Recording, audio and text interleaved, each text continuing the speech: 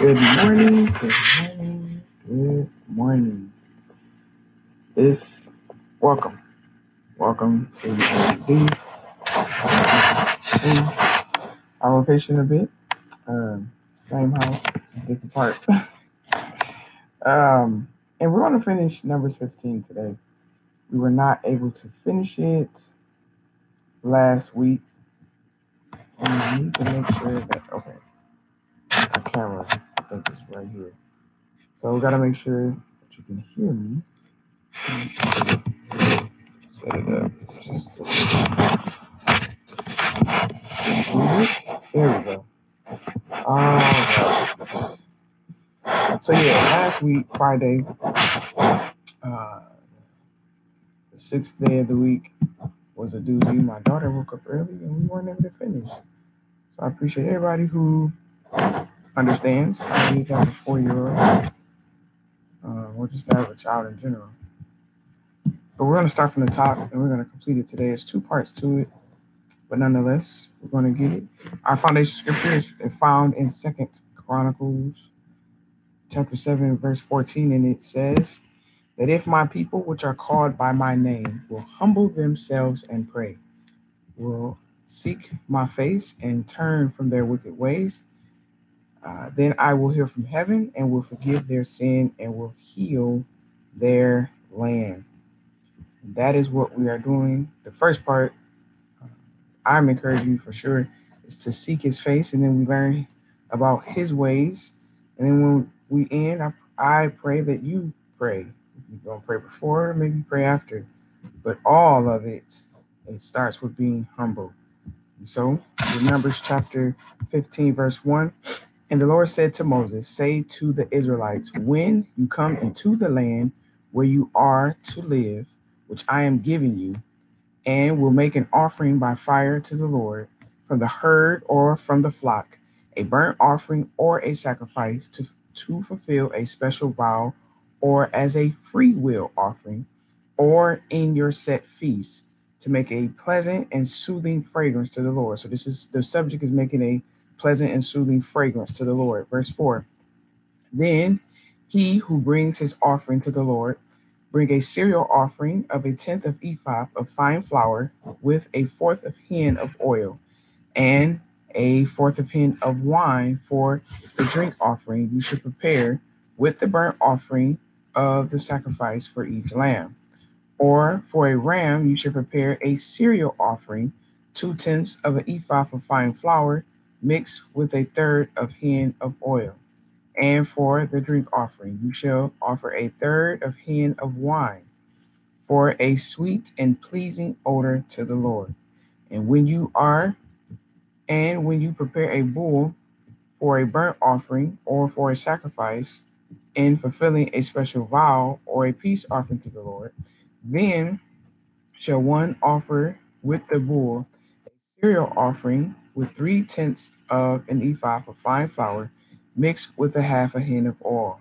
And you shall bring for the drink offering half a hin of wine for an offering made by fire, and a pleasant and soothing fragrance to the Lord. Thus shall it be done for each bull, or for each ram, or for each male lamb, or for the kids, according to the number that you shall prepare. So you shall do it everyone according to their number. All who are native born shall do these things in this way, and bring in an offering made by fire of a sweet and pleasant odor to the Lord.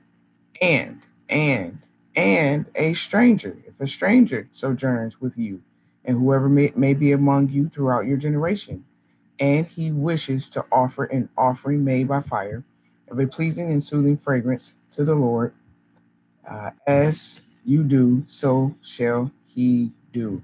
That's my favorite. The stranger. Verse 15. There shall be one and the same statute both for you of the congregation and for the stranger who is a temporary resident with you. A statute forever, throughout your generations. As you are, so shall the stranger be before the Lord. That's big, because people think that uh, It's so much. I can't even get into it right now, but just understand the Lord is global minded, but he started with a group of people, people who wanted to hear from him. Let's just put that little piece right there because it's important. Verse 16. One law and one ordinance shall be for you and for the stranger who sojourns with you. That's huge as well. Verse 17, the Lord is speaking again. The Lord has said to Moses, say to the Israelites, when you come into the land which I am bringing you, then you will when you eat of the food of the land, you shall set apart a portion for a gift to the Lord.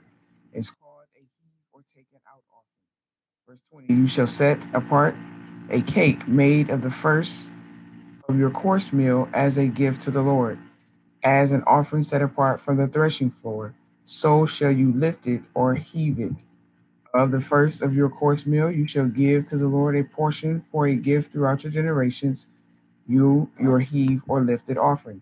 When you have erred and have not observed all these commandments which the Lord has spoken to Moses, even all that the Lord has commanded you through Moses, from the day that the Lord gave the commandment and onward. So the commandments given at the mountain and onward throughout your generations. That's verse 23, y'all. Then it shall be, if it was done unwittingly, unknowingly, on error without the knowledge of the congregation, that all the congregation shall offer one young bull for a burnt offering, for a pleasant and soothing fragrance to the Lord, with its cereal offering and its drink offering, according to the ordinance, and one male goat for a sin offering. And the priest shall make atonement. We learned a lot about atonement in Leviticus. Atonement for all the congregation of the Israelites. And they shall be forgiven, for it was an error. And they have brought their offering, an offering made by fire to the Lord, and their sin offering before the Lord for their error. And all the congregation of the Israelites shall be forgiven. Our God is a forgiving God. And the stranger who lives temporarily among them, because all the people were involved in the error. And if any person sins unknowingly or unintentionally, he shall offer a female goat, a year old, for a sin offering. And the priest shall make atonement before the Lord for the person who commits an error when he sins unknowingly or unintentionally. So we got unwittingly, unknowingly, or unintentionally, to make atonement for him, and he shall be forgiven. You shall have one law for him who sins unknowingly or unintentionally, whether he is a native born among the Israelites or a stranger who is sojourning among them. But the person who does anything wrong willfully and openly, whether he is a native born or a stranger, that one reproaches, reviles, and blasphemes the Lord, and that person should be cut off from among his people, that the atonement made for them may not include him, because he has despised and rejected the word of the Lord. People, please do not find yourself in verse 31, despising, rejecting the word of the Lord. He has broken his commandment. That person shall be cut off utterly. His iniquity shall be upon him. While the Israelites were in the wilderness, they found a man who was gathering sticks on the Sabbath day.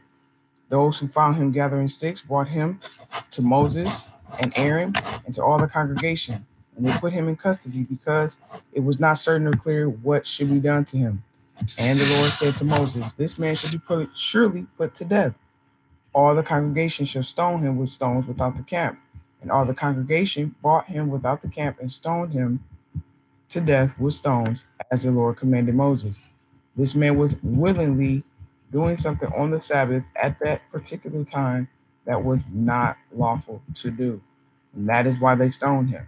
I know it's like, oh my goodness, that is just too much. Well, trust me, y'all. Ask him. Ask him for further reasons on why he did that. And I'll tell you, because I know them, but I can't go into deep detail with them right now. Like I told y'all yesterday, the early dudes is going to really dig deep in the next phase of reading the Torah.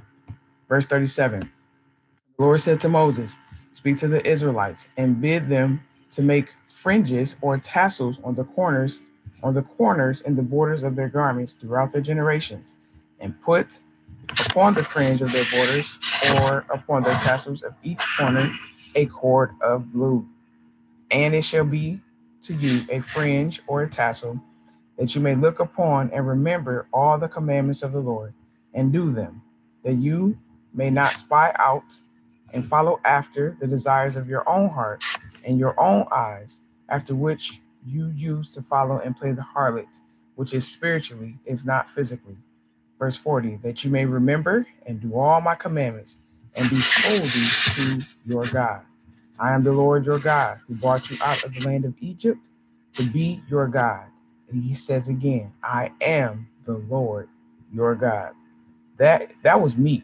People talk about milk and meat. What was that? Was some meat.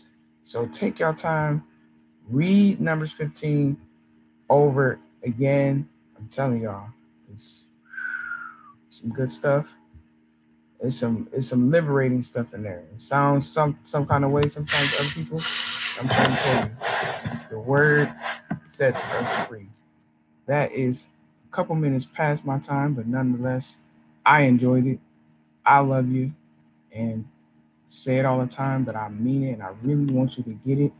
More importantly than me loving you, he loves you, and he is using me to let you know, come sup with me, and let's talk, let's eat, and get to know each other.